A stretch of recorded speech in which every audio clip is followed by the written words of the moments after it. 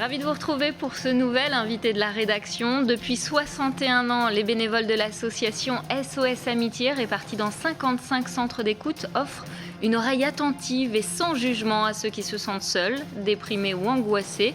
Ce service anonyme et gratuit fonctionne 24 heures sur 24 et 365 jours par an. En ce moment, à cause du confinement, les appels sont encore plus nombreux. On fait le point ce soir avec Alain Pastissier, responsable communication à SOS Amitié de Touraine. Alain, bonsoir. Bonsoir madame. Alors votre slogan à SOS Amitié, c'est un mal, des mots, M-O-T-S. En quoi est-ce que parler avec un inconnu peut aider quelqu'un ? Eh bien, quelqu'un qui appelle, il est sous tension. Ouais. Et cette tension, elle a besoin de s'évacuer.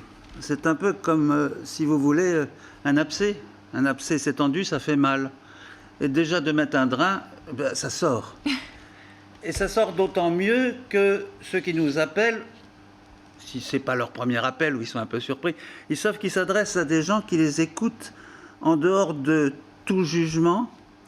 C'est gratuit, c'est anonyme, il n'y a aucun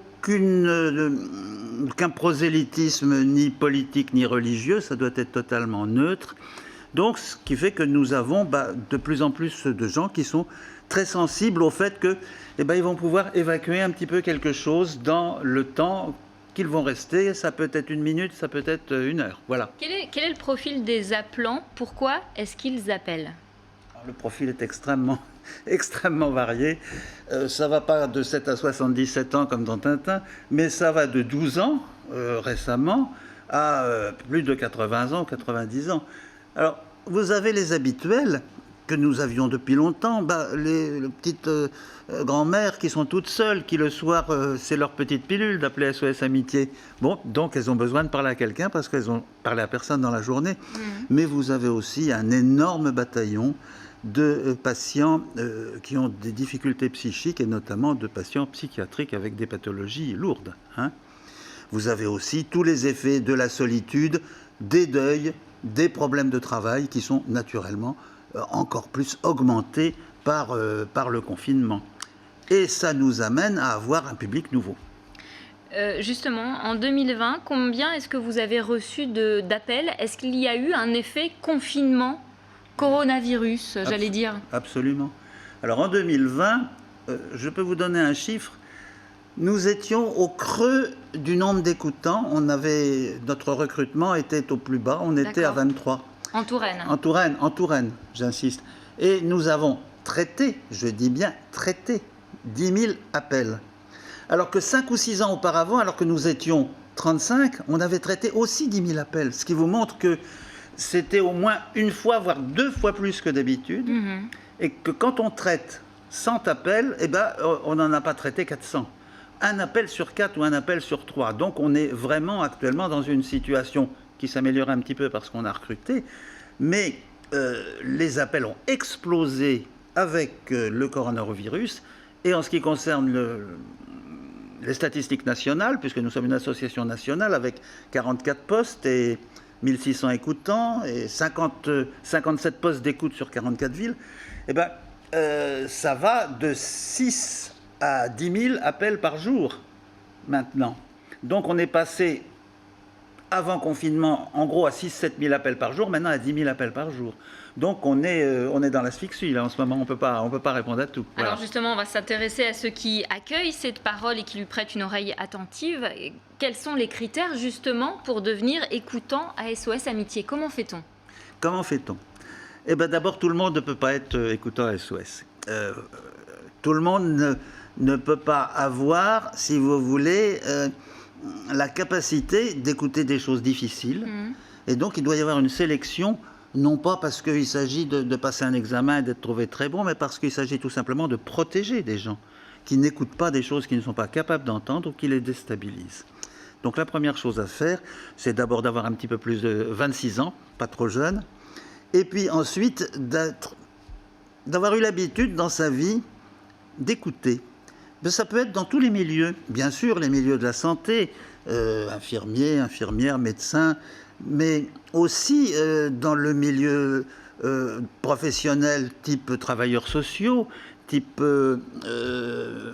gens qui sont dans l'entreprise intéressés par les problèmes relationnels, genre commerçants, les petits commerçants de proximité, c'est des gens qui écoutent très très bien parce qu'ils ont l'habitude de parler aux gens. Et donc on a une espèce de melting pot, c'est ça qui est aussi très bien dans SOS, c'est qu'on est une équipe avec des gens qui viennent de milieux extrêmement différents. L'essentiel c'est savoir écouter, être disposé à écouter. Mais j'allais vous dire, voilà, savoir écouter, ça s'apprend aussi. C'est-à-dire qu'on ne commence pas comme ça. Il y a une formation pour devenir écoutant à SOS Amitié. Tout à fait. C'est tout à fait. Et même dans les professions, en principe, où on a, en principe, on écoute les professions médicales, par exemple, mais il faut inverser un peu les choses. C'est-à-dire qu'il faut parler le moins possible et écouter le plus possible pour entrer dans le discours de l'autre, être, comme on dit, en empathie, pour que tout ça se vide, et qu'on puisse juste être là pour orienter un petit peu, reformuler. Alors c'est le principe de l'écoute du psychiatre Carl Rogers qui a fondé un petit peu le principe de l'écoute à SOS Amitié, pour que les gens petit à petit, en s'écoutant parler grâce à cette écoute attentive, eh bien, ils puissent par eux-mêmes se dire « Ah bah oui, dans le fond, je devrais peut-être faire ça ».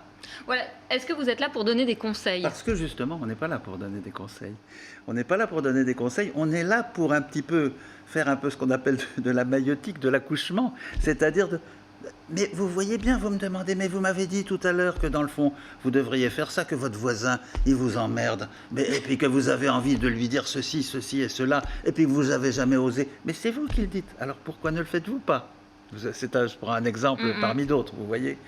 Donc, cette formation, elle vise à ça, à apprendre à se taire, et elle est à la fois théorique, sur aussi les pathologies psychiatriques, il faut que les gens soient un petit peu informés de ça, et puis pratique. C'est-à-dire que le futur écoutant, il a une espèce de maître de stage, si vous voulez, avec lequel il va se lancer dans le bain, et il va commencer par écouter comment fait l'autre. C'est une écoute active. C'est une écoute passive, pardon, excusez-moi. Ouais. Et puis ensuite, il va prendre un appel sur deux. C'est une écoute semi-passive. Et puis ensuite, il va prendre tout seul pendant toute la durée de l'écoute. Et à chaque fois, avec son tuteur, en quelque sorte, sur chaque appel, on dit pourquoi tu as fait ci, on débrief. On débrief sur chaque appel. Ça, c'est une chose tout à fait fondamentale, qui est même le partage de l'écoute. Et on va y revenir tout à l'heure, car si vous entrez à SOS, vous entrez pour écouter, mais aussi pour partager l'écoute. Ça fait partie des devoirs. Qu'est-ce que ça veut dire, partager l'écoute? Ça veut dire que vous vous racontez tout ce qui se dit dans les écoutes téléphoniques? C'est pas tout à fait ça, non. Tous les mois, par groupe de 10, on se réunit avec un psychiatre pour dire, moi j'ai entendu quelque chose qui m'a posé des problèmes. Je ne sais pas très bien si j'ai bien répondu. Qu'est-ce que tu aurais fait toi? Voilà moi ce qu'on m'a posé. Voilà ce que j'ai répondu. Alors bien sûr, nous avons une charte, vous savez, un peu un guide Anne pour savoir comment on doit faire et ce qu'on ne doit pas faire. Et donc ça nous permet d'échanger sur ce qui nous a posé problème, sur notre ressenti. Pour pas que ça reste en soi. Voilà. C'est ça. Pour pas que ça s'enquiste. Et parce que y a des choses qui font appel de façon extrêmement inégale au vécu de chacun d'entre nous. J'allais justement y venir. Est-ce que vous devez tout entendre? Est-ce que vous devez tout écouter? Alors justement, ça c'est une des choses qui font partie de la sélection. Il y a un entretien avec un psychiatre avec lequel vous discutez et qui vous pose justement cette question. Est-ce que vous pouvez tout entendre? Non, on ne peut pas tout entendre. Et en principe, on ne doit pas raccrocher brutalement, mais il y a des fois des appels qui sont extrêmement incisifs ou très violents. Notamment, malheureusement pour les dames, il y a des gens qui confondent SOS Amitié avec le téléphone rose et qui sont d'une grande agressivité sexuelle, ce qui est quelquefois intolérable. Et non, on n'écoute pas ça. On dit, monsieur, c'est pas le bon numéro. C'est gratuit chez nous, mais c'est pas le bon numéro. Donc, et puis vous avez, j'imagine, des gens qui ont perdu des enfants ou des choses extrêmement douloureuses comme ça. Et ça peut être extrêmement douloureux pour eux de réactiver ce souvenir. Donc essayer de s'en dégager le plus vite possible, c'est parfaitement compréhensible. On ne peut pas se faire violer un petit peu intérieurement sur des choses que vous vivez, que vous avez vécues péniblement. On l'aura compris, d'accord. Oui. En complément à l'écoute téléphonique, l'association a aussi lancé de nouveaux supports. Vous répondez aussi aux messages par le biais d'un chat qui fonctionne tous les jours de 13h à 3h du matin. Est-ce que c'est le même public qui vient sur ce chat? Eh bien non. Non, c'est un public plus jeune. C'est un public qui a l'habitude de pianoter, c'est l'habitude qui a l'habitude de marcher comme ça. Et donc, nous avons beaucoup de jeunes, voire de très jeunes, 14, 15 ans, qui racontent leurs histoires d'adolescents. Alors, c'est une formation spéciale. Moi, je ne la fais pas parce que je ne sais pas pianoter correctement, sauf sur un clavier de piano, mais ça, c'est autre chose. Et donc, avec le confinement, d'ailleurs, ce public qui faisait uniquement du chat par Internet est en train de venir à l'écoute téléphonique parce qu'ils ont le numéro de téléphone et il arrive maintenant qu'on ait le public du chat qui arrive en plus sur le téléphone. D'accord. M'est arrivé tout à fait récemment d'avoir une demoiselle de 14 ans qui était victime de harcèlement sur Instagram. On montrait des photos, elle m'a dit je suis trop grosse, tout le monde se moque de moi. Enfin, c'est des choses qu'on n'avait pas du tout avant le confinement. Il nous reste plus qu'une minute, hein, il va falloir faire vite. Oui.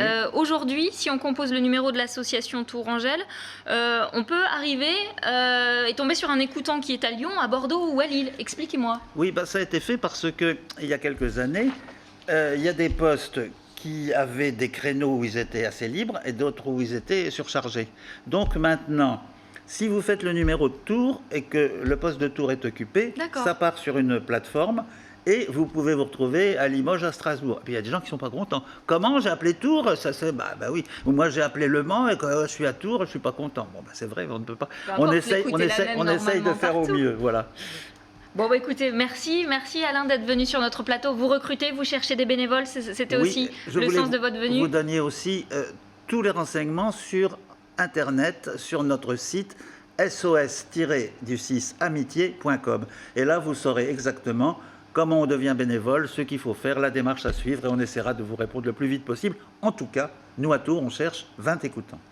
Eh ben, je rappelle aussi le numéro de l'association que vous pouvez composer en cas de souci, en cas de solitude. Il s'agit du 02 47 54 54 54. Voilà, c'est tout pour aujourd'hui. Merci de votre attention. Tout de suite, un nouveau programme sur TV Tour Val de Loire.